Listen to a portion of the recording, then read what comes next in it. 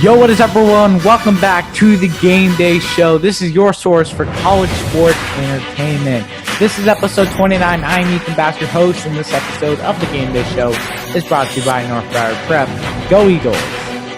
So we got a lot to talk about this show. We're going to be talking about Navy BYU. That game happened last Monday night. We're going to be talking about the Florida Gators today. We're going to be talking about College Game Day, the ACC, and overall the predictions for the ACC this weekend. So let's get into it. Now, I want to first start talking about BYU versus Navy. Now, before we start talking about the game, I want to talk about the atmosphere of this game, because the atmosphere of this game was pretty weird.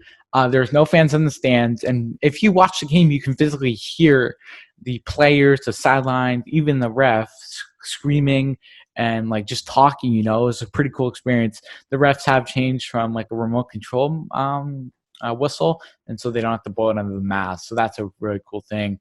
But this is really a butt whooping by BYU. I mean, BYU won 55-3, and Navy runs the triple option offense. So I mean, that played a big part. But BYU just killed them, and you saw them in the first half. I believe they were leading by like 30-0 in the first half. I'm surprised Navy did not get shut out in that game. I mean, Malcolm Perry left last year. I got the mistake in the last podcast, but Malcolm Perry got left for Navy, and they didn't really have anyone. I think they were turning their quarterback, but like Navy's in pretty big trouble this year. If they play like that, I get it's the first game, and also I'm pretty sure it's Navy's first time without tackling, so that was a really big issue for Navy. I mean, Navy's quarterback only had 47 yards passing. I mean, they are a triple option team, so I would expect them to have like a low number, But like really for Navy, like their triple option was stopped all night. It was like BYU's defense was really dominant, and this was the first game back from college football. So I get, and teams are going to obviously struggle a little bit. But again, this was a pretty bad performance by Navy in their home stadium, but there's no fans. So something I find really interesting, that Reese Davis was calling the game instead of Chris Flower. I don't know what's going on with Chris Flower, and he might be calling the NFL, but Reese Davis called the game. So that was interesting to see. I believe it one of his first callings of the game in a while. So that was really interesting to see what it takes of calling a game, because normally it's Chris Flower, but now I guess they moved on to Reese Davis and Kirk Herbstreit as the main number one team for ESPN.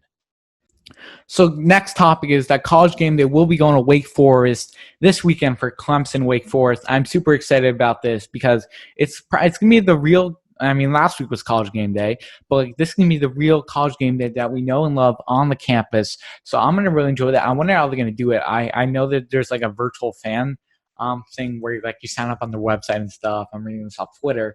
That there's a virtual fan thing. It's kind of like what the NBA is doing with the virtual fans in the stands. I think that's what they're going to do. But I'm very interested to see how will College Game Day work on an actual college campus. I wonder if there's actually fans, like social distance. There's going to be a limited number of fans. That should be very interesting. But I think there's no tailgating allowed on any campus. I'm not sure about that. I think it depends on the school. But it's going to be really interesting to see what College Game Day is like. Last week was all right, and they talk about a lot about racial injustice, what I love, but we don't get into that on this show. But they talked about a lot. They talked about a lot of each conference, but I think the whole show is going to be about the ACC, since this is the ACC start weekend, and I really like that because who would expect that college football would start this Saturday? Like major college football. I'm not talking about the FCS or low FBS teams. I'm talking about major ACC college football. Now the ACC teams might not be that good besides Clemson, maybe North Carolina, but major college football is happening this weekend. Just think about that. I can't believe it. It's with COVID and anything, I wouldn't expect them to start this. I thought they would start in October, but I love it. I'm super excited. I'm pumped up. We're going to get to those games at the end of the show. So let's move on. Now, I want to turn our focus this week. This is our team focus of the week. It is the My Florida Gators. I'm a huge Gator fan, as everyone knows. Basically, everyone thinks I'm a massive Gator fan. But I'm a massive Gator fan. I want to talk about my team, the Florida Gators. And we're looking good. Or they're looking good. I shouldn't say we, since I'm not actually playing. But they're looking good. Kyle Trask is looking better than ever, according to Dan Mullen. He lost a lot of weight. Same with Emory. I mean, both quarterbacks for Florida are looking very good. I think they have a very manageable schedule. They play LSU, Georgia, A&M. But that first week against Ole Miss, with Lane Kiffin coming back, and with Lane Kiffin coming into Ole Miss, I think that'll be a little challenge. And since they don't know what to expect for Lane Kiffin at Ole Miss, they don't really have the film. I mean, they only have FAU film and last year's Ole Miss film, but it's a completely different team. So I see them winning, obviously, that game. But watch out for the Gators. And, the Gators are dangerous this year. Them and Georgia are candidates for the East. It's not normally comes down to that game every year, but it's a little later this year. But I feel like that Georgia, we talked about in the last video, they play Auburn and they play Alabama in the first month of the season. So those are two huge SEC West teams. Again, they're the Gators and the Dogs are in the East, but those are still two SEC West teams. To be honest, I can honestly see this team going undefeated. I'm not being biased. I'm giving my honest opinion. I can honestly see this team going undefeated. If you look at some of their opponents, they do play LSU, who got a lot of down hype for this year. And I agree with those down hype votes because they lost their whole team, like we said in a couple episodes ago. And, they lost all their team or most of it. And they're also bringing in new staff. So that's going to be less worried. The only worry I'm game as a Gator fan, I'm just worried about the A&M game and obviously the Georgia game, maybe the Tennessee game too. But the A&M game is kind of tricky. They have Kellen Mond, Jimbo Fisher. We're probably going to go into depth with them next week as their team focus of the week, like we're doing this week with the Gators. But, there's a lot of trap games on their schedule, like Tennessee, Kentucky, Carolina, South Carolina on that schedule. So we'll see what happens. And, they're playing Arkansas. Felipe Franks come back to the Swamp. That should be pretty exciting. And, I mean, if you look at the overall team, and, they are struggling a little bit on the secondary, but they do have those corners in the star position. Kari Lum is really big, and Marco Wilson is really big on that defense. But their defensive line is new. I mean, they're fresh. They're ready. Zachary Carter's ready to lead them.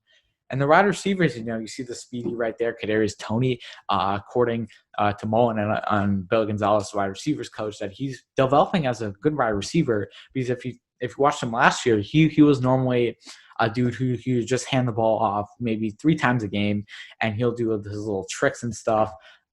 You see Damian Pierce right there. He's probably the starting running back, but Lonzo Wingard.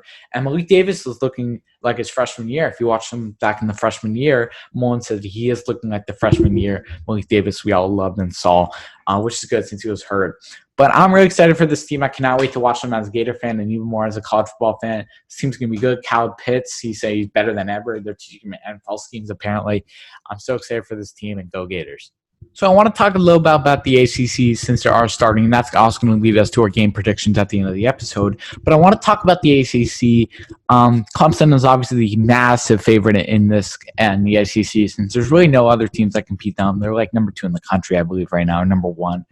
They always switch back from Alabama and them. I do predict them making the playoff, maybe in the national championship game. We'll have that maybe next week, a couple weeks from now. When things go away, and I can really see it's more like week by week predictions. Like, I'm not really a big fan of like the season predictions, more fan of the week by week, But Clemson's looking really good this year. Trevor Lawrence looking better than ever. Love what he's doing. Hope he does good. There's 2 teams in the ACC that are really interesting to me, and that's Florida State and Miami. Miami has Manny Diaz. Everyone's saying, "Oh, Miami's back," but they say that every year. Miami cannot get it done. I mean, they lost to FIU last year. Like, why did we? I mean, I get they got the Air King out of Houston, but like, do you really expect that much out of Miami? It's like Notre Dame. Like every year, they're like overhyped. Like it's just everyone just overhypes Miami, and Florida State's bringing Mike Norvell, a really good coach. He coached on Memphis, brought them to the Cotton Bowl last year. I'm a Gator fan, like we just talked about, but it would be cool to see Mike Norvell bring that program back, since Florida State's a dumpster fire right now.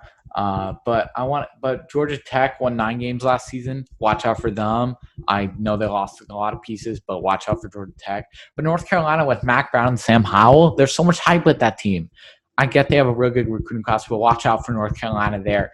North Carolina is looking really strong this year, and then they're a top 15 team, I believe, right now, which is really in a while. Only Clemson has been ranked, besides Florida State, like back in 2014 when they won the Natty. there really hasn't been anyone besides Clemson owning this division. I want to see if North Carolina can do that. Virginia Tech's looking strong, same as Virginia. So there's a lot of strong teams. It's just that Clemson is overpowered in this division, and they're like the overpowered team. And I see them going undefeated again, beating every team they have. So Clemson will come out of this division, in my opinion. But Clemson is looking really good, and so is a lot of these teams. So you also have to remember that Notre Dame is coming. Now, I do believe that Notre Dame will lose to Clemson because I believe Clemson will go undefeated. But watch out for Notre Dame. And, they're coming in this conference. This is finally the year that Notre Dame joins the ACC in football. I believe they are in basketball. But is this finally the year they do it in football? I really hope so. I'm really been an activist of Notre Dame going to a conference, and I hope the ACC is that answer because they are playing some good teams there in Clemson. And it's just better for Notre Dame. It's better for the atmosphere, and, they're right in the middle of it for the future. But I believe that Duke has a 5-star quarterback coming, which is big. So this division could look very interesting, or conference, I should say. So watch out for this conference in the ACC. Our first game on the predictions, we're going to go straight into the prediction here. We have Arkansas State and Kansas State. I have Kansas State here. They come back with a lot of overpowered. I have Kansas State. Now, Syracuse and North Carolina. I do have North Carolina winning this. I think the Big Orange is not too much to handle. Mac Brown and Sam Howell in North Carolina. I have North Carolina winning this by around 10 or a touchdown right there. But that's a really interesting game. It's 12 o'clock on ACC Network. Not a lot of people have ACC Network, sadly, so you're going to have to stream them on the ESPN app if you want to watch that game.